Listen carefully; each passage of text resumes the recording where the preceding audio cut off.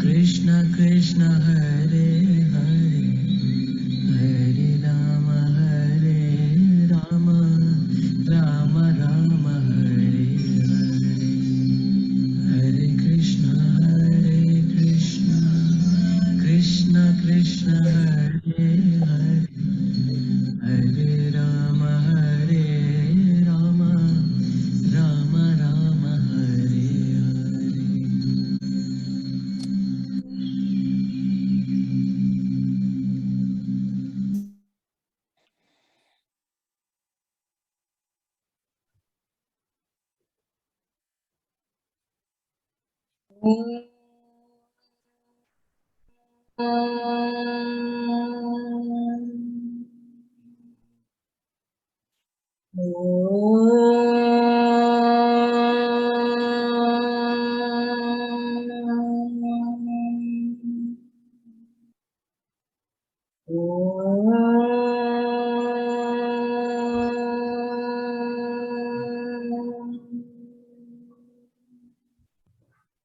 Sahanavavatu Sahanau Bhunaktu Saha Viryankaravavahai Tejasvinavaditamastu ma vidvishavahai. Om Shanti Shanti Shanti. Sri Gita Dhyanam. Om Parthaya Pratibhuditam Bhagavata Narayanena Swayam Vyasena Gratitam Puranamunina Madhye Mahabharatam Advaitamritavarshini Bhagavati Ashtadashadhyayini Amba Tvamanusandatami Bhagavad-gite Bhavadveshini Namostute Vyasa Vishala Buddhe Pullara Vindayata Patra Netra Yena Tvaya Bharata Taya Purnaha Prajvalito Jnanamaya Pradipaha Prapanna Parijataya Totra Vitrikapanaye Jnanamudraya Krishnaya Geetamritaduhe Namaha Sarvopanishadu Gavu Dukta Gopalanandanaha Partho Vatsasubhirbhokta Duktam Geetamritam Mahat Vasudevasutam Devam Kamsa Chanuramardanam Devaki Paramanandam Krishnam Vande Jagadgurum Bhishmadrona Tata Jayatrata Jala Gandharani Lopala Shalyagrahavati Kripena Vahani Karnena Velakula Ashwathama Vikarna Ghora Makara Duryodhanavartini Sodirna Khalu Pandavainanadi Kaivartaka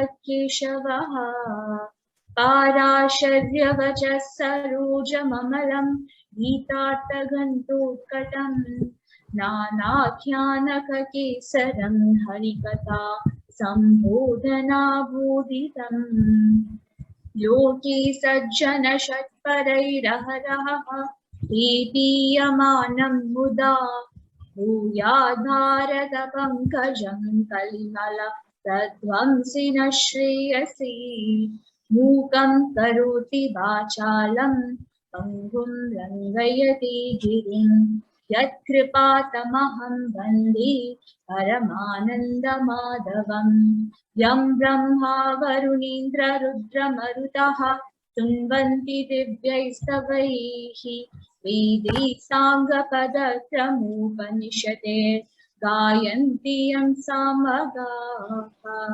Dhyanavastita Tadgatina Manasa Pashyanti Yam Yogino Yasyantam na vidussura suragana देवाय तस्मै नमः देवाय तस्मै नमः देवाय तस्मै नमः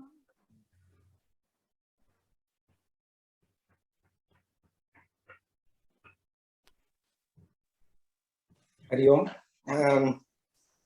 So today I will repeat verse 14, which I did. I will repeat that because I was thinking, I will do too much, which then I realized that it was way too much planned in terms of number of verses. Today also we have quite a bit. So what I'll do is I will not, for some of the verses, especially the beginning few, I will not cover word by word meaning because translation, because anyway I'm covering that as part of the explanation. So I will not do that. So let's begin. Hari Om. So Bhagavan said, Shraddhamayo yam purushaha. A person consists of one's faith. And he also said, Yo yat shraddha sa eva saha. What one's faith is, one surely is that. And having said this, Bhagavan is now explaining the nature of Shraddha. So he is doing much more than what Arjuna asked for. Arjuna's question was a fairly simple one, but a very important one because we all face that. The person who has not read or understood the Shastras but still has inherent faith, what is the nature of that person? That was Arjuna's question. Bhagavan answered that question, that nature of that person is according to the Shraddha of that person, and which is where he had said, Shraddhamayo yam purushaha, yo yat shraddha sa eva saha. And then he is now going on his own initiative. He's describing and teaching us about very important aspects of day-to-day livelihood for which we can actually practice. A lot of, like I had said earlier, chapter 16, 17 and also chapter 18, lot of sadhana for us, lot of practice focus for us. Not that it's not there in the rest of Bhagavad Gita, but here, lot of it. So he's explaining the nature of Shraddha. And why is he doing that? See, a human being basically lives and works in this planet through the body, mind and intellect in this planet Earth. And their four most indulged activities that Bhagavan is taking as an example are the intake of food or ahara, performance of work or in some sense sacrifice, yajna, and performance of tapa, and contribution or giving through dana. If you see all around us, these are like overarching umbrella activities that human beings indulge in. And Bhagavan classifies these as Satvika, Rajasika and Tamasika. So intake of food is something we do all the time. Performing work, something or the other, some kind of an action, quote unquote work, is what we are indulging in. Giving, there's a lot of give and take, but we'll talk about giving a little later. I used the phrase give and take purposely. And of course, tapas, which Bhagavan spends a little bit more time in teaching us tapas. So we have seen ahara and yajna. We will see tapas and dana. So tapas is the holy means for a human being to emerge as the divine. This is through tapas is how the divinity within us is revealed. Every human being has divinity in the core, in the heart of that person. And how do you reveal it? Tapas is a very good technique, good instrument for us to do that aspect. And personally, I can tell you this, one of the beautiful things about Bhagavad Gita is the learnings you try to apply it in the day-to-day life. Personally, I can say tapas is among the hardest, especially Vangmaya tapas and Manaha tapas is among the hardest to apply. Maybe, it's very easy, it's easier when we are alone, but when we are interacting in society, when there is quote unquote disturbance outside, it is very difficult to apply these aspects. So that's why very, very important. And Bhagavan explains, so before classifying tapas as sattvic or rajasic or tamasic, Bhagavan explains what is tapas and what are the types of tapas. This is based on instruments for performance of tapas. And Bhagavan classifies these instruments as sharira or body, vak or speech, manaha or the mind. See, so basically it is body, mind and intellect. Manaha is mind and intellect. And speech is an element of both of them. Speech, from a vocal cords perspective, it is a physical element that belongs to the body. From what comes out, what we speak, it is through the mind and intellect. So speech is almost like a bridge between the body and the mind and intellect. So Bhagavan covers that separately. And when these three are modified through tapas, the person automatically changes for the better. So very, very good sadhana for all of us to, for us to understand the teaching, and then sadhana for us to practice. So we will start with verse 14. Deva Dvija Guru Prajna Eva Dvija Guru Prajna Pujanam Shauchamarjavam Pujanam Shauchamarjavam Brahmacharyam Ahimsa Cha Brahmacharya Mahimsa Cha Shariram Tapa Uchyate Hariram Tapa Uchyate Deva Dvija Guru Prajna Pujanam Shauchamarjavam Brahmacharyam Ahimsa Cha Shariram Tapa Uchyate. So like I said, some verses I'm not going to do word by word translation because it's being covered anyway. So worship of the deities, gods, the twice born, teachers, the wise, and cleanliness, straightforwardness, abstinence, and non-injury are called tapas through the body. So Bhagavan is actually classifying tapas through the body, shariram tapas, as worship of certain elements, people, so to say, and also certain habits. So this is beautiful. Gurudev Swami Chinmayananda ji said, and I quote, to maintain an attitude of harmony with a higher ideal, being harmonious with something that is much larger than us, and through which the meditator picks up the qualities of the meditated, is called worship, unquote. One who is trying to break away from the bondages of the body, mind, and intellect. Right? The body, mind, and intellect is binding us. We have seen this earlier also. So one who is trying to break away from those bondages, one who is trying to gain control, and also over the gunas, one who is trying to break away from the bondages caused by the gunas, must have this attitude of devotion towards a higher ideal. We need to find out what our higher ideal is and have that attitude of devotion. And that higher ideal is our deity, is our God, the Devas. Worship of the Devas is tapas. Dvija is twice born. Dvija means ja is born, dvi, twice born. One is a natural birth of the human being. And the second birth comes from realization of the self. One who understands, realizes the Brahman is the Dvija, is a Brahmana. One who knows the Brahman is a Brahmana. One who has attained Jivan Mukti. Worship of a true Brahmana is tapas. Guru, from whom we learn. Their worship is obviously tapas. In that sense, parents are also our first teachers. So worship of the parents too. Prajna, one who has attained spiritual knowledge, is capable to apply it in day-to-day life. See, that's why tapas is very important. Application of the knowledge, is extremely important. Just knowing it is not enough. And as well as to be able to share the knowledge that has been learned. Their worship is tapas. To offer physical worship, Bhagavan says, Shariram tapaha, to another human being, especially such accomplished people who have been described by Bhagavan. Some basic necessities are a prerequisite. And Bhagavan lists them out, which are also Shariram tapas. The first one is Shaucham, cleanliness. One cannot prostrate to a revered one without basic cleanliness and internal purity. Both external cleanliness and internal purity are a requirement. Even otherwise, Shaucham is critical for spiritual pursuit. There is a saying in Tamil, Kandalanalum kasakki kattu, Kuranalum kulittu kudi. It says, even tattered cloth if you are wearing, wash it, make it clean, and then wear it.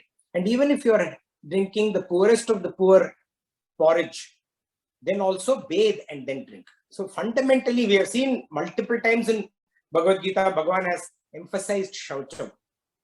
If you don't see Shaucham, spiritual enhancement, you can assume is not there.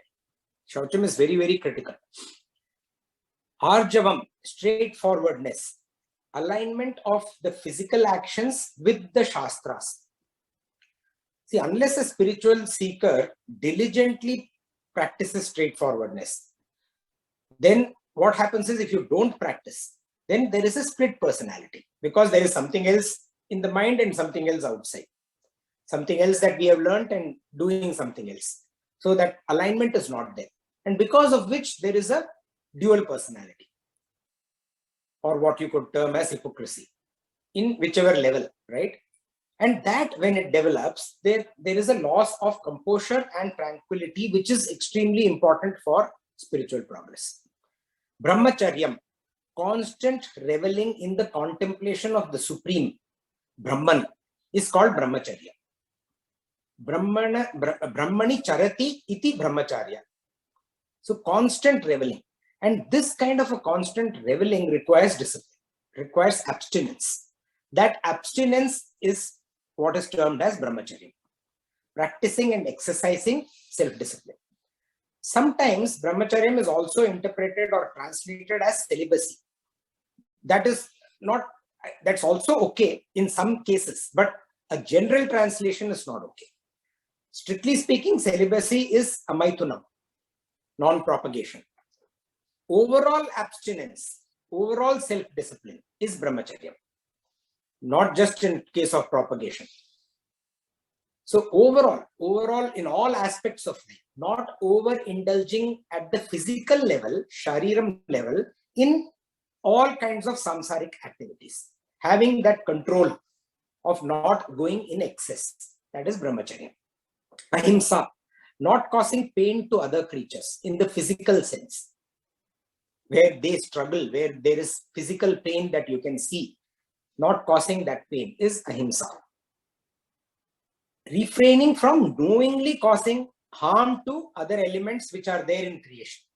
Because all other elements, everything has Bhagavan. See, Bhagavan had said that you cause trouble to me when we do that. So not causing harm to any physical element, including oneself and others. Shariram tapa uchyate. All of these above is tapas at the physical level, at the sharirik level.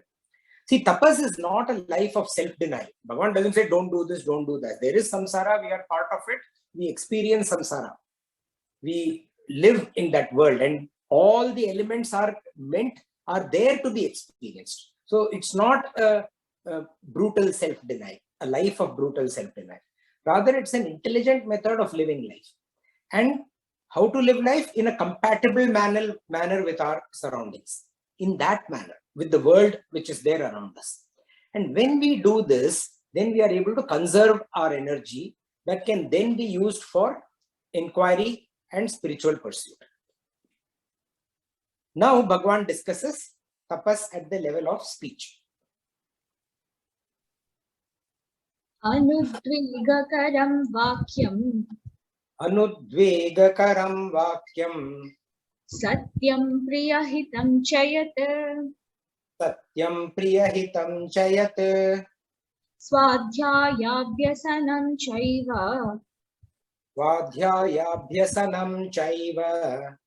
Vangmayam tapa uchyate. Vangmayam tapa uchyate. Anudvegakaram vakyam. Satyam priyahitam chayat. Swadhyayabhyasanam chaiva. Vangmayam tapa uchyate. So, like I had said earlier, speech is almost like a bridge between the body and the mind intellect. In the physical sense, vocal cords, and from a software, so that's the hardware. And from a software perspective, what the quality of speech that comes out, that is through the mind and intellect. So Bhagavan says the speech which does not cause any disturbance, and not only does not cause disturbance, is truthful, pleasant and beneficial. And also he classifies one more aspect. Also, regular practice of the study of Shastras is called tapas through speech. So speech is one of the primary vehicle of communication. And the speech of a person reflects how spiritually advanced that person is. And additionally, speech is also something that we do constantly all the time. It's a constant activity and an outlet for human beings. And it's also a source through which energy gets expended. Controlling and conserving this energy by modulating the speech is therefore very important for a spiritual seeker.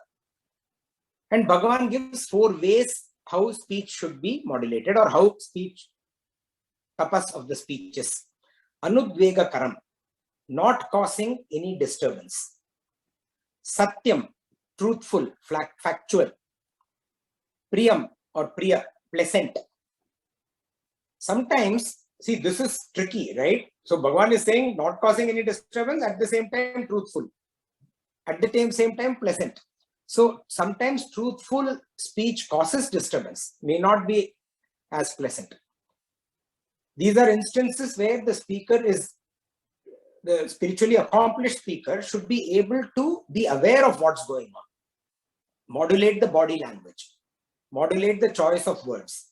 That way, even when something truthful is that needs to be conveyed, has to be conveyed, it can still be satyam, as also in a manner which is priyam. So the right balance should be sought to be struck. At the same time, deviation from the truth for the sake of pleasantness, for the sake of anudvega karam, not causing, that is not correct. The most important aspect here is satyam. Just to be pleasant, you can't ignore satyam. That is not. And on the other extreme, flattery is strict no, scrupulously avoided. So the best course is to present the truth in as pleasant way as possible. On occasions, even that is not feasible. For example, when Bhagavad Gita, Sri Krishna was beginning to speak, the first words that he uttered were not pleasant at all, especially to Arjuna. He blasted Arjuna. He starts Bhagavad Gita in that manner, right?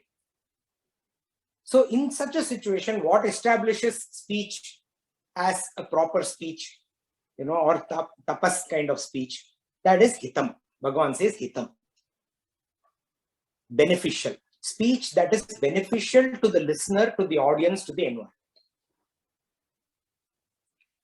So this Bhagavan, what has covered is the way to speak.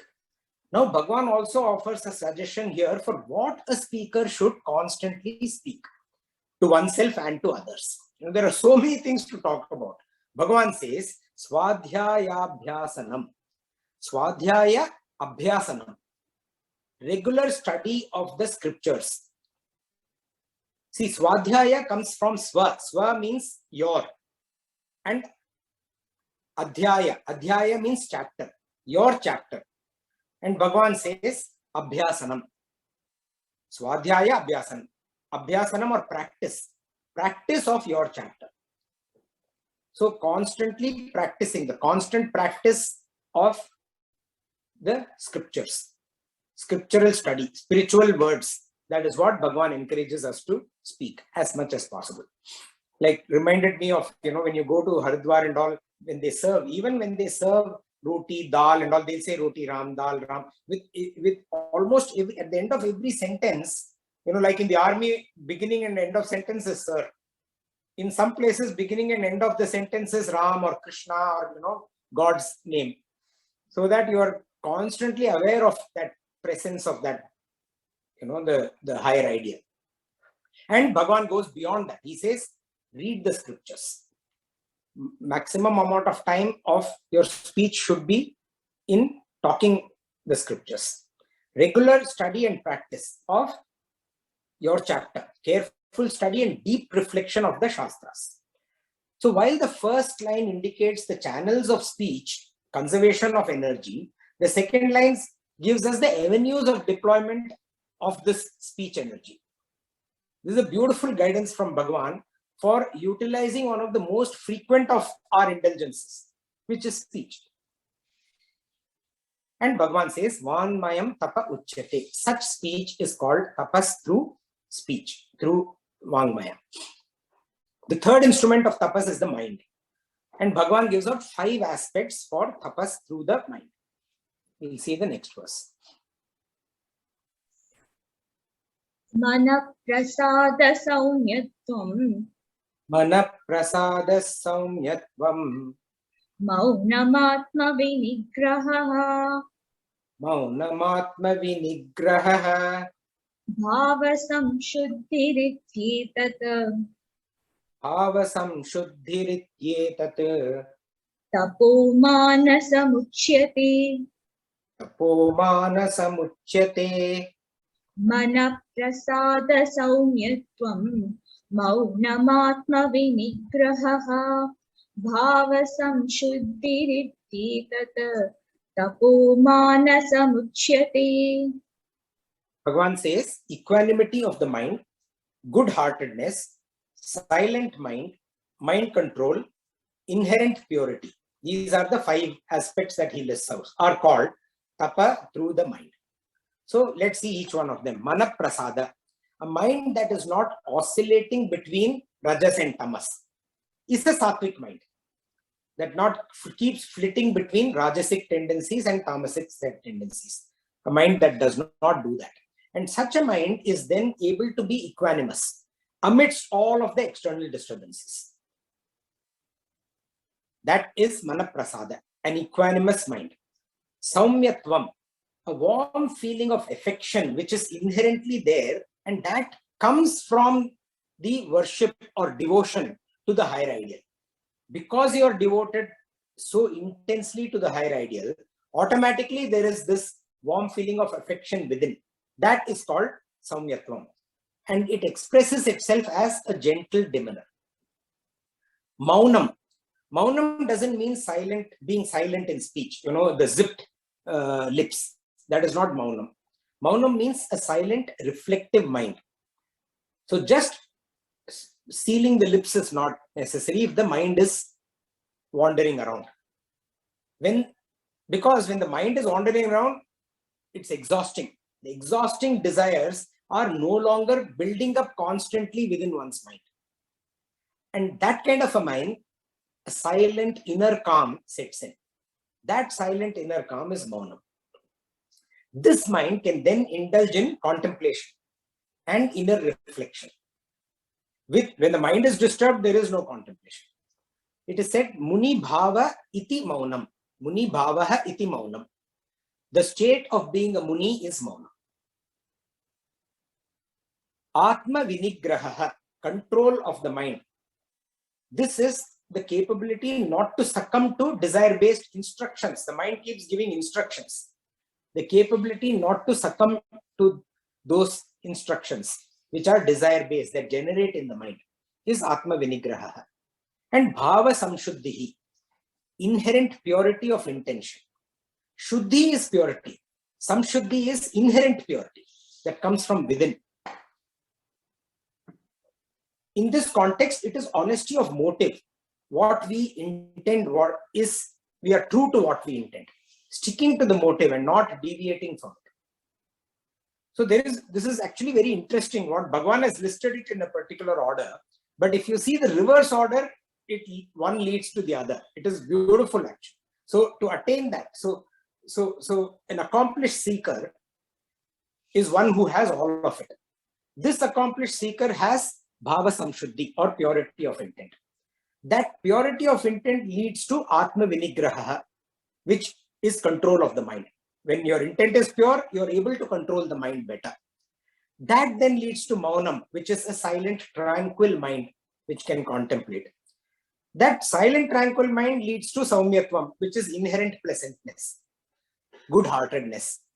And that leads to manaprasada, equanimous mind, which is stable without oscillating in an environment, even if there is disturbance outside. So it's so beautiful. And Bhagavan says, Ityetat tapo manasam uchyate. Thus, all of these are called tapas, through the mind. See, tapas, usually people talk of it as austerity. That is a very loose translation. To make English translation feasible, it is okay. But tapas is tapas. When all the aspects mentioned by Bhagavan at the level of the body, shariram, at the level of speech, vak, and at the level of the mind, manasaha, at all these levels, when all these aspects are practiced, that is tapas. Much, much bigger than, quote unquote, the English word austerity. Now, we move to the next stage, where when people practice tapas, so Bhagavan has told us what tapas is. So people practice tapas, all people, whoever practices tapas, practices with equal intensity and equal faith, shraddha. But the result is different. We see that all around us. Why is that? That is because the tapas is pursued by people with different temperament. The sattvic people pursue tapas, rajasic people pursue tapas, tamasic people pursue tapas. And based on their nature, they take actions which are different. They may think that they have the qualities that Bhagavan has described as tapas, each one of them. But their actions differ based on their nature. And because of that, the result is also different. And now Bhagavan talks about exactly that. The people who perform tapas, the tapasvins, and the nature of their tapas, which is either sattvic or rajasic or tamasic. Shraddhaya paraya taptam. Shraddhaya paraya taptam. Tapastatrividam naraihi. Tapastatrividham naraihi. Aphalankanchibhiryuktaihi. Aphalakankshibhiryuktaihi. Satvikam parichakshate. Satvikam parichakshate. Shraddhaya paraya taptam. Tapastatrividam naraihi. Aphalankanchibhiryuktaihi. Satvikam parichakshate. So Bhagavan says that the threefold tapas practiced by people with utmost faith, steadfast in not desiring any fruit, is declared as sattvic. So now this is the sadhana for this chapter. Actually, not just this verse, we can choose. Bhagavan has talked to us very beautifully. We can say this is a tough sadhana to have. I'm listing this, but this is the toughest, this verse. The threefold practicing sattvic tapas, not just tapas. Not just tapas through the body, not just tapas through the mind, not just tapas through the speech, practicing all of them in a sattvic manner. Tat trividam tapaha. That is why all elements, the threefold tapas. What is threefold? Shariram tapas, Vangmaya tapas, and Manasa tapas. So trividam tapas. And Bhagavan says in this case, Satvikam parichakshate is declared as sattvic. When is it declared as sattvic? When it is taptam practiced, paraya shraddhaya, with utmost faith. Yuktaihi aphala kankshibhihi, steadfast in not desiring any fruits. That's very, very critical. See, paraya means supreme. So supreme faith, practiced with supreme faith. In this context, utmost faith. It is extremely difficult not to entertain any desire for fruits. We all know that, right? We almost always desire for something we do, we want something in return for that, right? Bhagavan says you have to be steadfast. Yuktaihi. Yuktaihi means steadfast. Being absolutely loyal, being truly committed, firm, resolute. To what? To aphala kankshibhihi. Not desiring any fruit for or result for what you are doing. That is sattvika tapas, done with supreme faith. Paraya shraddhaya. Those who are steadfast in the present because they are fully satisfied with the past and with the future. The result, they understand that the result of the past modified in the present is the future. They are aware of that. That is why they are able to be steadfast. And because of this, the mind does not go to the fruit of the action. And they are resolute in their pursuit of the tapas through body, through mind, and through speech. So we have seen generally when we have studied sattvika, rajasika, tamasika aspects of nature, we have seen that sattvic is selfless and rajasic is selfish. So what then is the nature of tapas of the rajasic? That Bhagavan covers in the next verse. Satkaramana pujartham Satkaramana pujartham tapodambena chaivayat tapodambena chaivayat kriyate tadiha proktam kriyate tadiha proktam rajasam chalamadruvam. rajasam chalamadruvam. Satkaramana pujartham tapodambena chaivayat kriyate tadiha proktam rajasam chalamadruvam. So Bhagavan says tad, that, tapaha, tapas, yat, which, kriyate is practiced, satkara mana pujartham, with the goal of gaining respect. Artham is goal. With the goal of gaining satkara mana puja, respect, honor, and worship. Chaiva, and also dambhena, with hypocrisy, for ostentatious purposes, with hypocrisy. Here, proktam is said, rajasam, rajasika, and Bhagavan says, chalam adhruvam.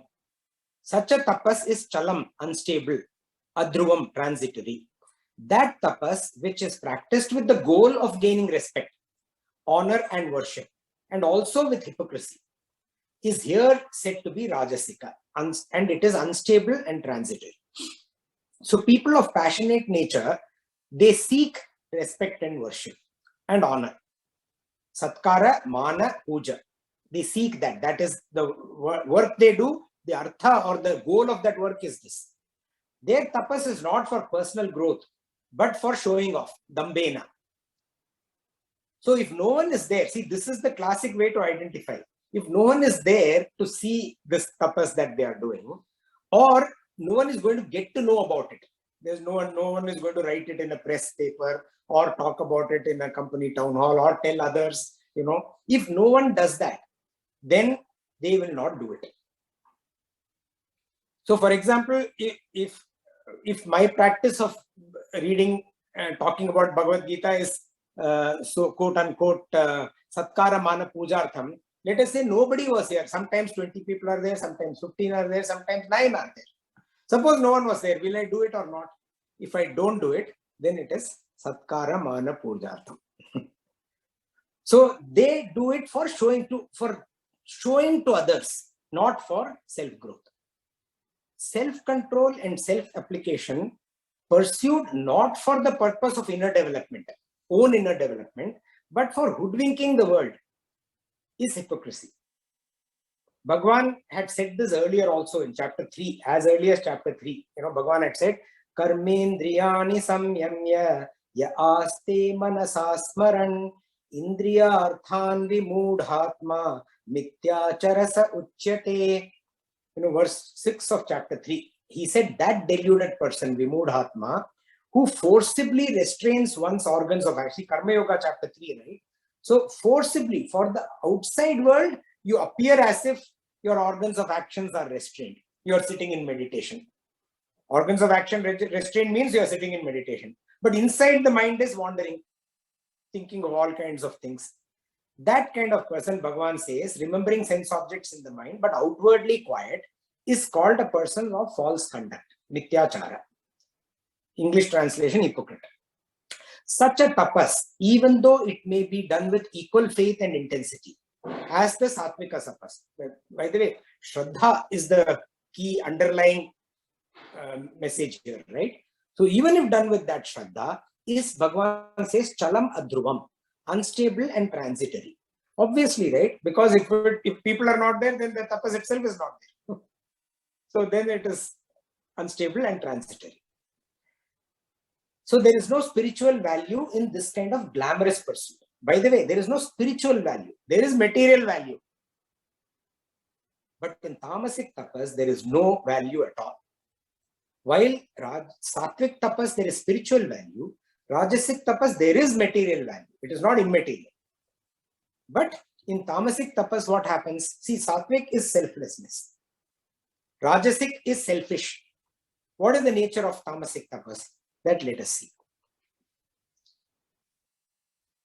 मूढग्राहेणात्मनो यत् मूढग्राहेणात्मनो यत् पीडया क्रियते तपः पीडया क्रियते तपः परस्योत्साधनार्थं वा परस्योत्साधनार्थं वा तत्तामसमुदाहृतम् तामसमुदाहृतम् मूढग्राहेणात्मनो यत् पीडया क्रियते तपः परस्योत्साधनार्थं वा तत्तामसमुदाहृतम् that tapah, tapas, yat which is mudha performed holding on to a delusion. Not just that the delusion is there, but holding on to it. See, mostly deluded people don't know that they are deluded. But sometimes there is a slight awareness that, hey, I may be deluded, but no, I will hold on to that delusion. That is mudha. So earlier Bhagavan had said, Vimudhatma, one deluded person. Here he is saying Mudha Grahena, one who is holding on to that delusion. Kriyate, and holding on to that delusion, kriyate, giving. Pidaya, pain or torture. To what? Atmanaha. To the Atmanaha here refers to the body, mind and intellect. Giving pain and torture to that. Va or Parasyot sadhanartham, to cause trouble to others, either to cause pain to oneself or to cause trouble to others. Paraha, to the others. Udahritam, that kind of tapas is declared, udahritam, tamasam, as tamasic. The tapas which is performed holding on to a delusion, giving pain or torture to one's own body, mind and intellect, or to cause trouble to others, is declared as tamasic. Some people practice tapas putting their own selves, which refers to the body, mind and intellect here, into great pain or torture. That is what Bhagavan says, Atmanaha Pidaya. And some have a goal of causing pain to others. Parasyot Sadhanartham. Bhagavan says both of these are Mudha Grahena, holding on to a delusion. That is when this happens. Otherwise, it will not even happen. In today's world, see, we often see, one of my efforts has been to translate, into this, bring out some context, right? We see in the corporate arena, in the political arena, people putting great efforts to destroy another person. And at other times, one goes out of one's way to help somebody else, okay? To help another. You go out of your way. And because you're going out of your way, it gets so deep and goes so deep into their lives, criticizing them, pointing out their flaws, that even though all of this requires tremendous effort and is also as well-intentioned, is hurtful to the other. We see this happening all around in our lives.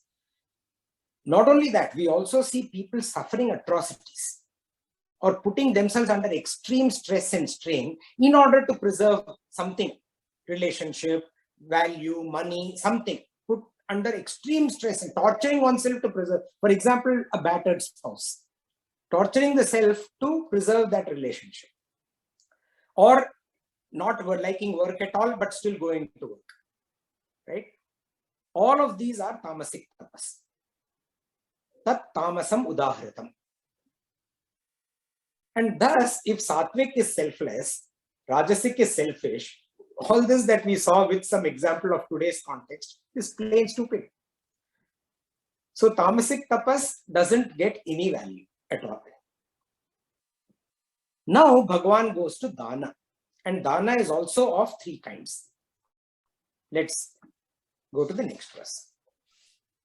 दातव्यमिति यद्दानं दातव्यमिति यद्दानं दीयतेनुपकारिणे दीयतेनुपकारिणे देशे काले च पात्रे च देशे काले च पात्रे च तद्दानं सात्विकं स्मृतम् तद्दानं सात्विकं स्मृतम् दातव्यमिति यद्दानं दीयतेनुपकारिणे देशे काले च पात्रे च तद्दानं सात्विकं स्मृतम् Yad, that, danam, giving, iti, which is datavyam, given with conviction,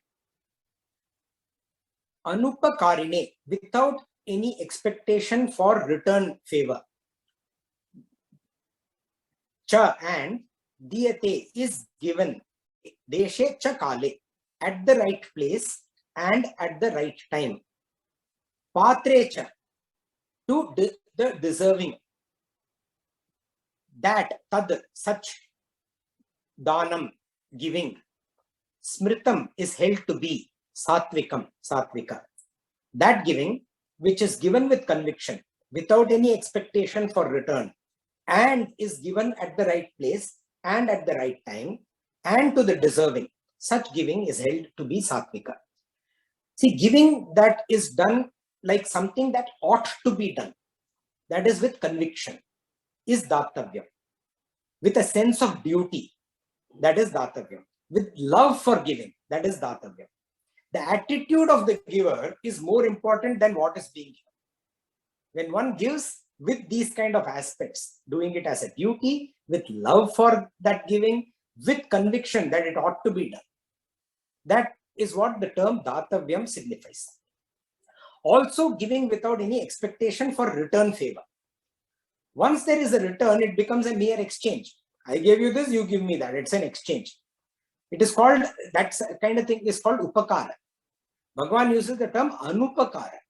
Anupakara is in fact a situation where the receiver is incapable of giving anything in return. The person who receives is not even in a position to pay back in any form. At the same time, it should be given to a person who is deserving.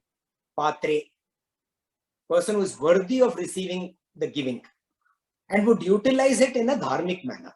That is also very, very important. And also Bhagavan says, Deshe Chakale, at the right place and at the right time. It's very important that the person who is receiving is able to, if it is not at the right place or at the right time, it becomes a useless act of giving. So once Arjuna asked Sri Krishna, why is Karna glorified as this great giver, while my brother Yudhishthira also gives and gives wholeheartedly, abiding in dharma? Why is this title Danavira Karna only for Karna and not for Yudhishthira? So Sri Krishna says, let's go and let's see for ourselves. So the two of them, they disguise as Brahmanas and go to Yudhishthira. And they say that, O king, we want to perform a yajna and we need wood for that. Can you please get us wood, including sandalwood and all of that, right? Yudhishthira, so in those days, it's a king's duty to give what the subject seeks. Not like today, okay, where it's a subject's duty to give what the king seeks. In those days, it was the other way around. So the king's duty is there. So Yudhishthira, the dharmic king who abides by his duty, he ordered his people, please go fetch wood for the Brahmanas. They have to perform a yajna, duty bound.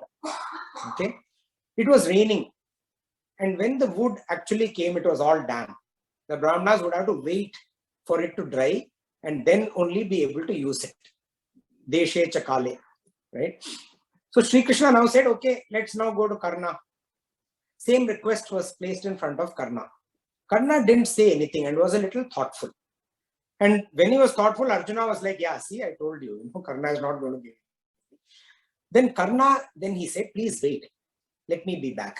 In some time, Krishna and Arjuna heard the sound of axe, breaking into wood. And they went to the source of that sound to see what's going on. And they saw Karna actually holding an axe and breaking one of the doors of his own cottages. And they said, what are you doing? He said, I'm breaking the door and I have to break the windows also. So please, oh holy Brahmanas, you have to wait. Can you please wait? It will take me a few minutes. I'll quickly do this and give it to you. And Krishna says, oh king, why are you doing this? Why are you? This is your home. And Krishna and Karna says, the forest from the wood will be useless, O Holy One, for you, because it is going to be damp. I shall give you what will work for you. And then Krishna looked at Arjuna, and now you know why Karna is Danavira Karna. Yudhishthira followed his dharma as a king, but Karna not only followed his dharma as a king, he also loved giving. And he was not thinking about anything that belongs to him or anything like that. He just loves giving, and also mindful of the right place, the right time, and the deserving. All of these aspects are required for that kind of qualification. Tad dhanam satvikam smritam. That giving which fulfills all these conditions is satvik. Let us see Rajasic now. Yattu pratyupakarartham Yattu pratyupakarartham palamuddishya va punaha palamuddishya va punaha diyate cha pariklishtam diyate cha pariklishtam tadhanam raja samsmritam. taddanam raja samsmritam. Yattu pratyupakarartham palamuddishya va punaha diyate cha pariklishtam tadhanam raja samsmritam. Two is but to contrast the what we just saw earlier. Yat, that which diyate is given pratyupakarartham with the intent to receiving in return. Va, or uddishya, looking for, phalam, fruit, punaha, in future, cha, and pariklishtam, reluctantly, given reluctantly. Tad dhanam, that dhanam giving, smritam, is held to be rajasam, rajasika. But that which is given with the intent to receiving in return or looking for fruit in the future and given reluctantly, that giving is held to be rajasika. We have seen that rajasika is driven by selfishness. Rajasika dana is also deshe kale cha patre, meaning it is given at the right place at the right time to the deserving, to people who are worthy of it. The difference between Bhagavan, that is why he uses the word to, but. So if it is deshe kale cha patre, then what is the difference? The difference is in the attitude behind the action. The action is selfish and regretful, while in the former case it was joyful and selfless. And Bhagavan uses some very interesting terms and words to indicate giving in this context. Pratyupakarartham. Pratyupakarartham indicates the plan or intent. When you have an intent and there is a mental plan that is going on of not just receiving back. See, it may not be apparent when giving. When you're giving, but the intent will be mujhe to kuch to wapas chahiye. Not just receiving back, receiving multiplied return, more than what you gave with interest. That is pratyupakarartham. Pariklishtam, that indicates regret and disquietude. Like when you are giving, internally the person is not happy. You're giving because there may be some forced circumstances, but internally unhappy. It is given, the giving happens reluctantly. And Bhagavan also uses a few small words, like I said, tu. Tu is but, va, or, punaha. It indicates, a later time. Small words have great depth and actually contribute to richness of this poetry. These indicate a fundamental contradiction in giving, the Sattvika form of giving.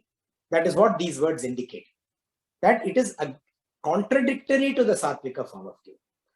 Also, they indicate the desire for expectation which is present for gains in the future. And also, includes that giving that is made to secure punya. We have learned what punya is, remember?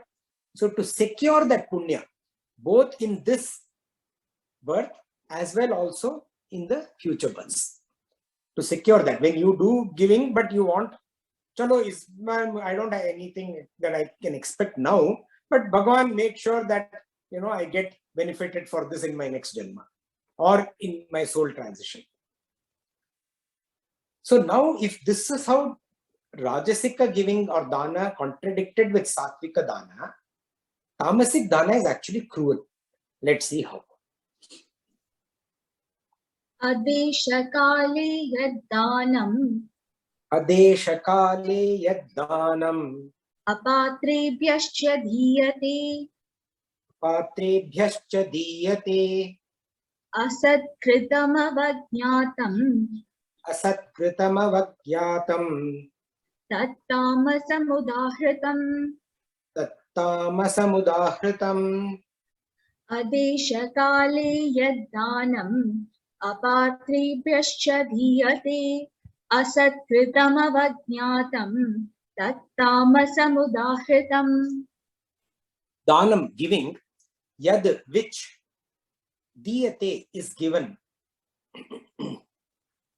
adesha kale, at a wrong place and at a wrong time, cha, and apatre, to unworthy people, apatre bhyaha, to unworthy people, asatkritam, without respect. See, cha, and also given without respect. So there are two kinds that Bhagavan is classifying. Avagyatam, with insult. Tad, that. Udahritam is declared as tamasam, tamasic. Giving which is given at the wrong place, at a wrong time, to unworthy people, and given without respect and with insult, is declared as tamasic. When given at an inappropriate place and inappropriate time, adesha kale, or given without respect or in an insulting manner, asatkritam avagyatam, such giving is cruel and causes discomfort to the receiver. If we are giving, but there is no use for the gift because it is adesha kale. And also we insult the person in giving. See, I gave you, kind of make the person look down, not provide respect to the gift. Those cause discomfort to the receiver. You're almost squirming, why am I taking this? Sometimes actually refuse and go away. And apatre is the other one, giving to the unworthy. So these are the two qualifications Bhagavan makes here. One is where the receiver may be worthy, but the method of giving is not incorrect. And here the receiver is incorrect. Give to the wrong person, apatre. Undeserving people are of the type of hypocrites and imposters. They make wrong use of the giving, what they receive, or they cheat the giver. The understanding is something else and doing something else. The receiver is cruel. They take away the livelihood of others. So the utilization of the gift is to take away the livelihood of others. And those who indulge in adharma, that is apatre. And Bhagavan says that tamasam udahritam. Such giving is tamasic. So in this manner, Bhagavan covers dana or giving. See, dana or giving is often misunderstood to involve money alone. It's a misconception. Dana is a gesture. Dana is good giving happens only when there is pure intent. You can give anything. And good giving can be nothing but a pure gesture. And good intention is required for good giving. Like, see, we saw in a different context earlier. Lakshmi is present only where Narayana is. Ravana sought Sita but without Rama. Whereas Hanuman sought Sita with Rama. That is the difference. And giving with pure intent, just to tell you a story, this is actually a real story. I had a facilitation for an African chieftain by Queen Victoria, in her time. Typically, in the end of a meal, especially if you're using hands and all, a finger bowl is placed, right? And this African chieftain, nobody had briefed him. He took that bowl and he drank it. See, by the way, I've also seen that happening. Somebody drinking the finger bowl which is meant to wash your hand. He just drank it. And there were smirks and sniggers all around. People were like, this guy doesn't even know he's a chief. So there was a little bit of a pause. After a little bit of moments, Queen Victoria picked up her bowl and drank it. And what do you think everyone who was smirking and sniggering did? The Queen of England, she drank it, so everyone had to drink it, even when you were making fun of that person. So that is an act of giving on her part. Now Bhagavan takes up something which is very interesting. How to do all of this with perfection. So Bhagavan has taught us about yajna, tapa and dana. How do we introduce the aspect of perfection? See, Bhagavan, very early in chapter 3, Bhagavan had said, samachara, do whatever you do with the effort to seek perfection. So Bhagavan will say, now, how do we do yajna, tapa and dana to a level of perfection? We shall see that in the next satsang. Hari Om. Thank you. We'll repeat today's verses. Chapter 17, 14 to 22. Deva Dvija Guru Prajna Pujanam Shauchamarjavam Brahmacharya Mahimsasha Shariram Tapa Uchyate Anudvegakaram Vakyam Satyam Priyahitam Chayat Swadhyayabhyasanam Chaiva Vangmayam Tapa Uchyate Manaprasada Saumyatvam Maunamatma Vinigraha Bhavasam Shuddhirityetat Tapomanasamuchyate Shraddhaya Paraya Taptam Tapastatrividam Naraihi Aphalankankshi Bhedyuktaihi Satvikam Parichakshate Satkaramana Pujartham Tapodamdena Chaivayat Kriyati Tadiha Proktam Rajasam Chalamadruvam Mudagrahinatmanuyat Tidhaya Kriyati Tapaha Parasyot Sadhanartam Va Tattamasamudahritam Datavyamiti Tad Datavyamiti Yaddanam Diyate Nupakarini Deshe Kale Cha Patre Cha Tadhanam Satvikam Smritam Yattu Pratyupakarartam Palamuddishya Vapunaha Diyate Cha Pariklishtam Tadhanam Rajasam Smritam Adesha Kale Yaddanam Apatrebhyasya Dhiyate Asatkritam Avajñatam Tattamasamudahritam Om Asadoma Sadgamaya Tamasoma Jyotirgamaya Mrityorma Amritam Gamaya Om Purnamada Purnamidam Purnat Purnamudachyate Purnasya Purnamadaya Purnamevavashishyate Om Shanti Shanti Shanti Hari Om Shri Gurubhyo Namaha Hari Om. Thank you. Hari Om. Any thoughts, comments, questions?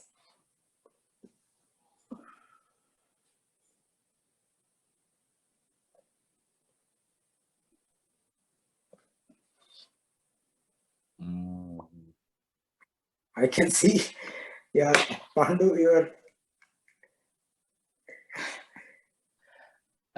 Yeah, if somebody is not going ahead, I'll ask my query. You're thinking how to phrase it. No, yeah, I saw somebody raising hand, so I thought I'll wait. So, okay, I'll anyway go ahead, Shrini. See, this is, for me,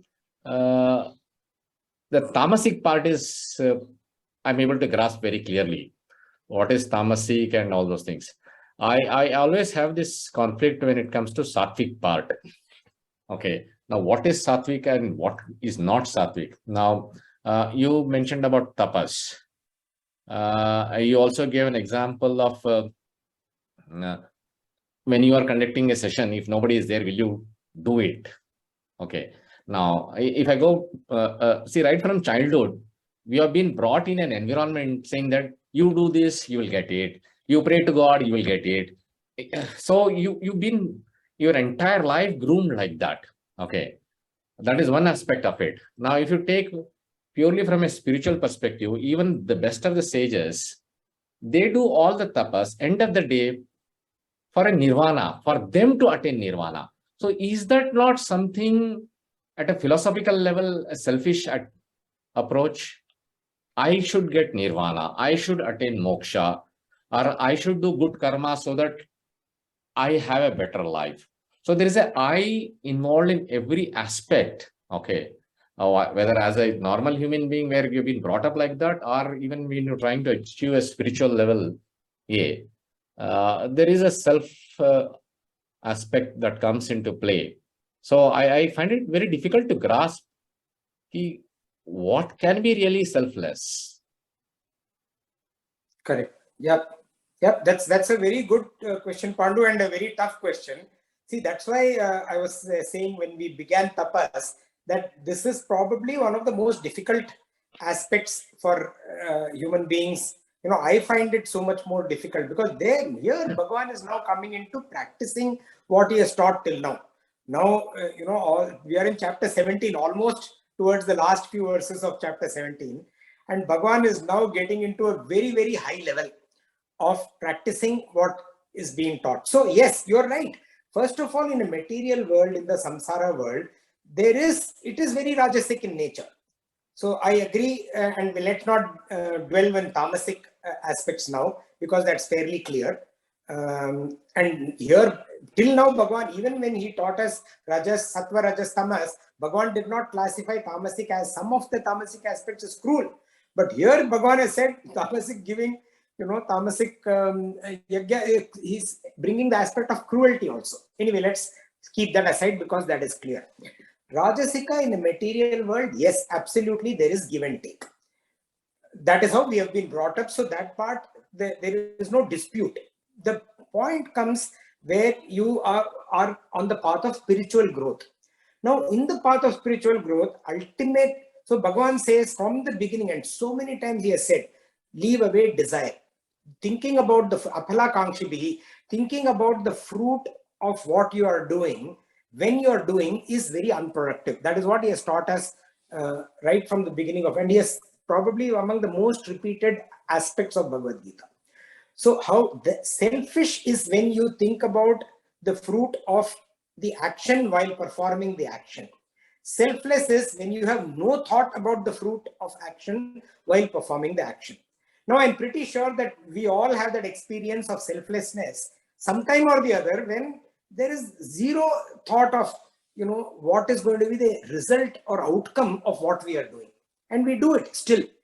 We do it because we think it's a sense of duty. We do it because we think it's a worship for us. Whatever reason we attribute to it is irrelevant, or we just automatically do it.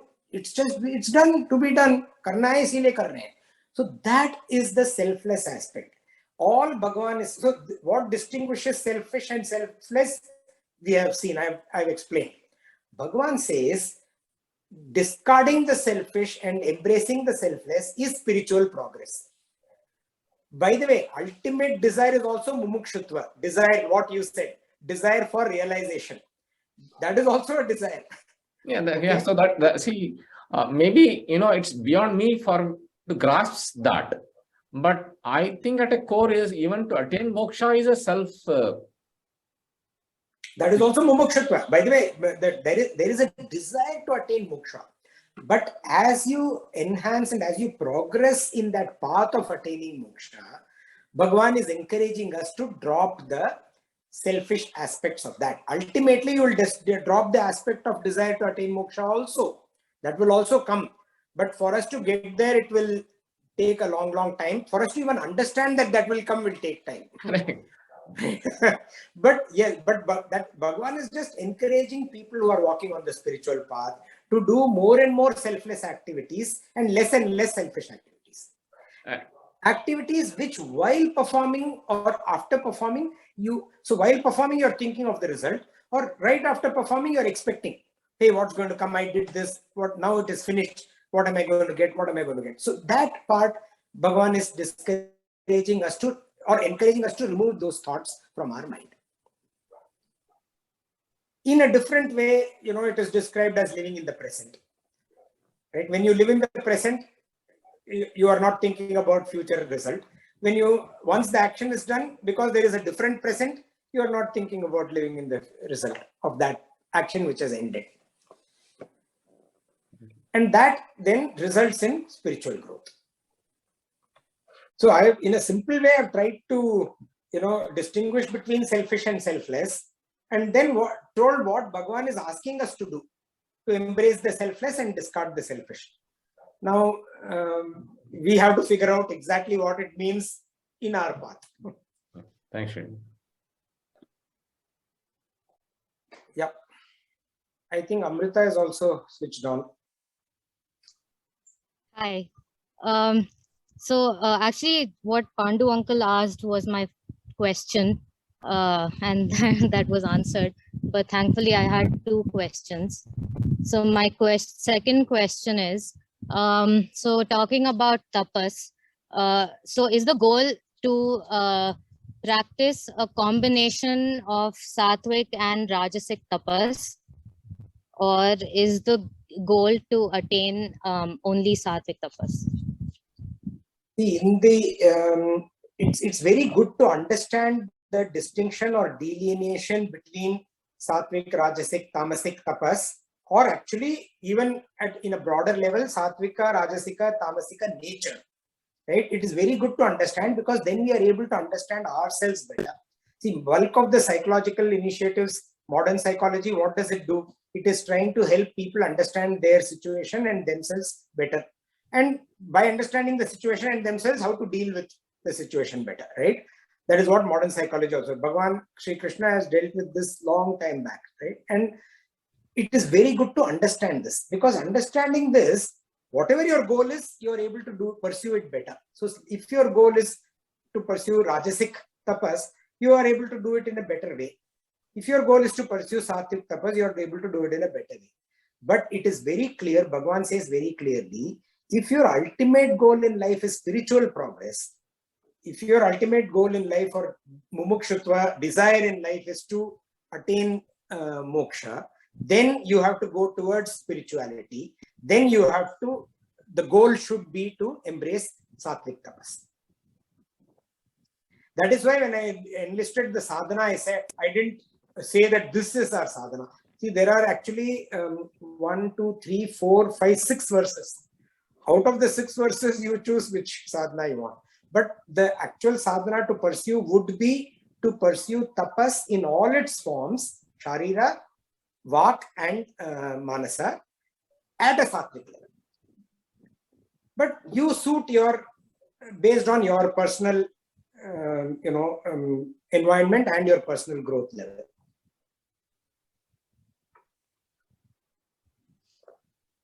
Thanks. Okay, Stanu's question, he typed it out. Can you really start a sattvic tapas? Does it always start as a rajasic and then naturally progress to sattvic? Not necessarily, Stanu. I would say that like we have studied earlier about janma, birth. So depending on the level at which we come into this planet, our pursuit will start. So it could be start at a tamasic level, then progress to rajasic, then sattvic, or start at sattvic, but because the environment demands, do something which is rajasic, which cannot be helped. Tamasic, of course, is a strict no, but sometimes, maybe not for your personal self, but for your institution, you end up doing something which is also selfish in a context. But essentially, we have to figure out the permutation combination. But again, for spiritual progress, for gaining that equanimity within, sattvika tapas is what one should endeavor to pursue. Oftentimes in real world, we find ourselves in a permutation combination, right? You can't, sometimes it is sattvic, sometimes it is rajasic. Sometimes it may be tamasic also, but I think in our kind of an environment, it is very less. But we see all around us where, majority is tamasic. We see that also around us. So how do we orient our activities towards being sattvic? And how do we learn to manage when there is tamasic and rajasic around us? All that happens very well and beautifully through understanding, what Bhagavan is teaching us. Anything else? Any other thought?